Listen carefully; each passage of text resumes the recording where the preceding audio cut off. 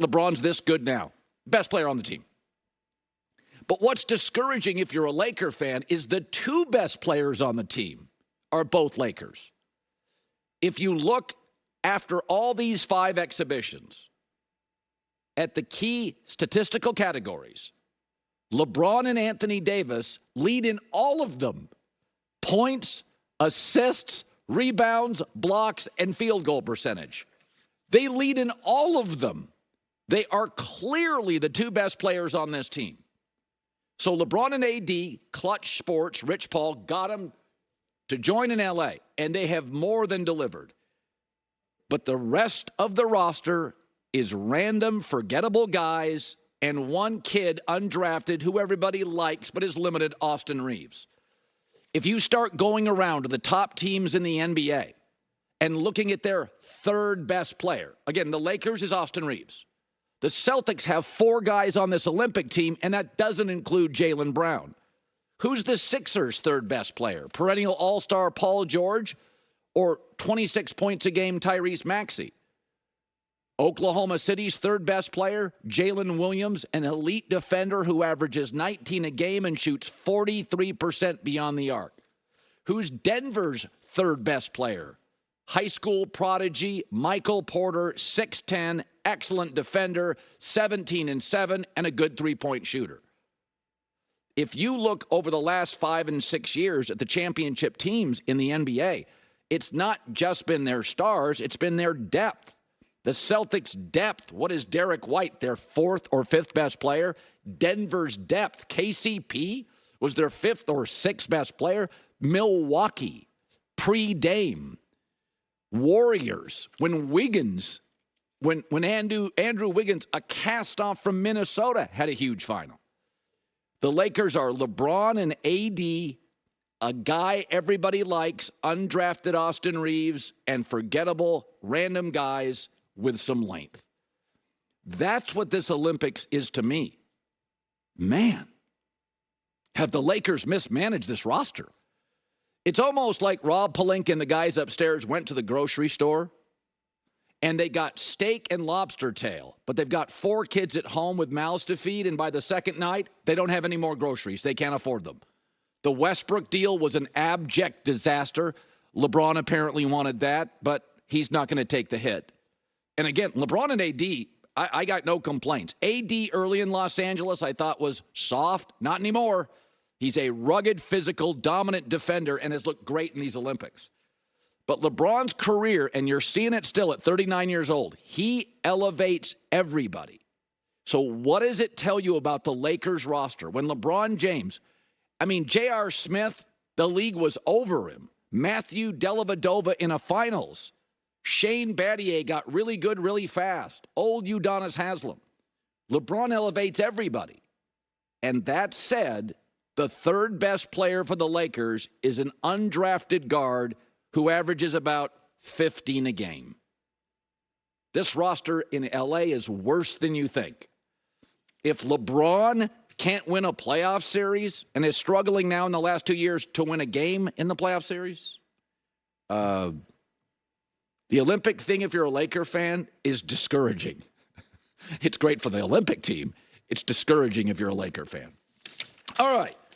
So I saw something yesterday, and, fan is short for fanatic.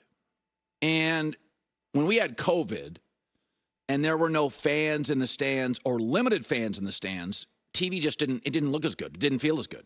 You could do the fake stuff in the bubble in Orlando in the NBA, but I'm sorry, you could change the camera angles. Fans matter.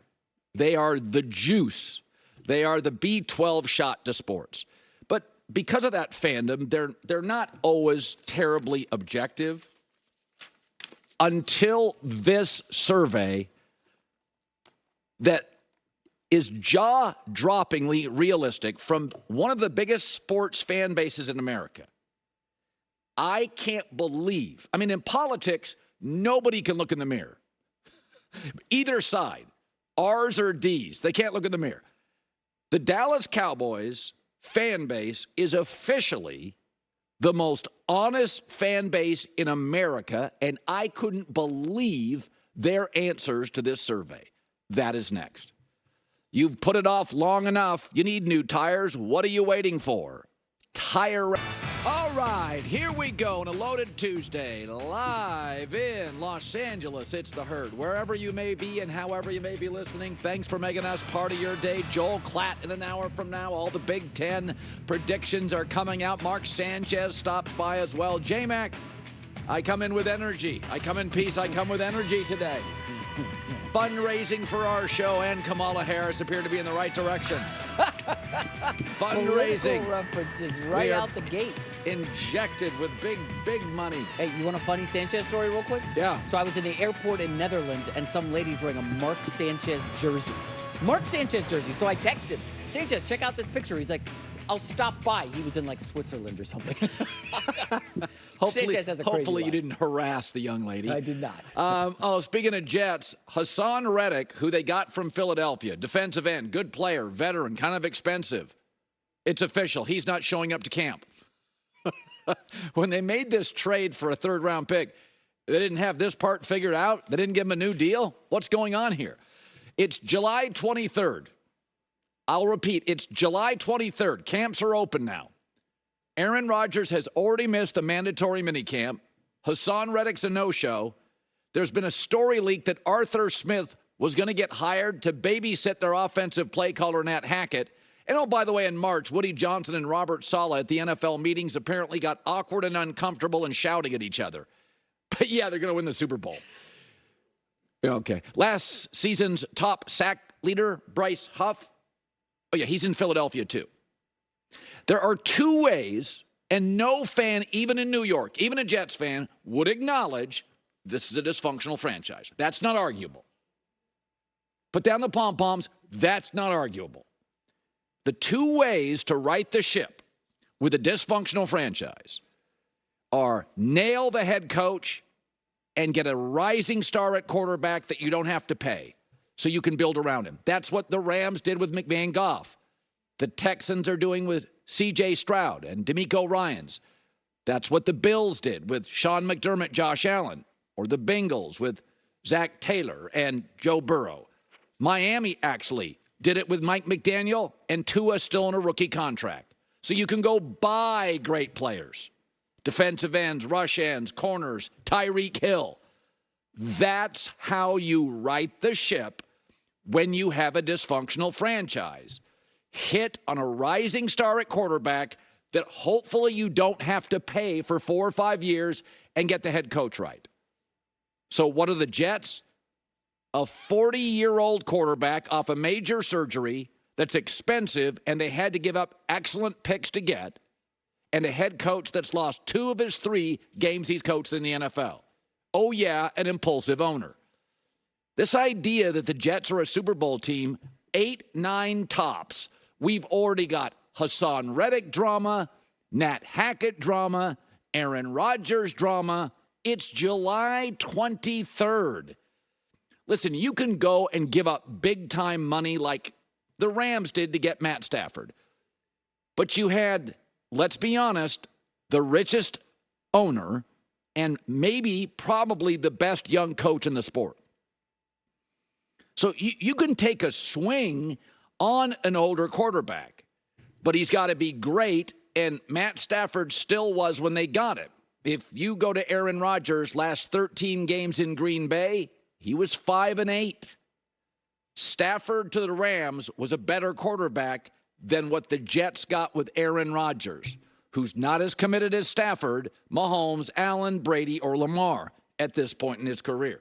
So basically the Jets, they're just putting a fresh coat of paint on the same old issues. Crazy owner, not sure if they had the right coach, and quarterback drama. That's all this is. And the sports media, which tends to fall in love with coastal big market teams, loves the Jets. This is an 8-win team. 40-year-old quarterback, coach, we're not sure is a head coach, was a really good coordinator. That's what they are. In fact, I'd argue Robert Saleh wasn't even the best defensive coordinator the Niners had. DeMeco Ryans was better, and I'm not anti-Saleh. I think he's built a good culture. I think he coaches with passion. I think his teams play hard. But this idea with Hassan Reddick now not showing up, that anything has changed here, it's just a fresh coat of paint on all the same old